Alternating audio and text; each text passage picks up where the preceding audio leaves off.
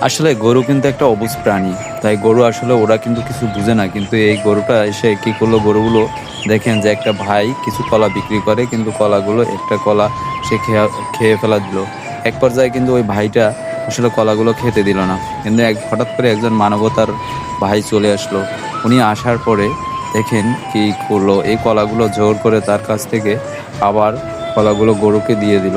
দেওয়ার পরে ভাই কিন্তু তার সাথে অনেক গ্যাঞ্জাম করতেছে যে আসলে আমার কলাগুলো কেন দিচ্ছেন? কিন্তু এক পর্যায়ে দেখেন আসলে ওই ভাইটা বলল যে, "আপনাকে আমি টাকা দিয়ে দিব। আপনি কলাগুলো গরুকে দিয়ে দিন।" তাই গরুকে কলাগুলো উনি এক পর্যায়ে দিয়ে দিচ্ছে। দেওয়ার পরে হয়তো গরুগুলো খেলো।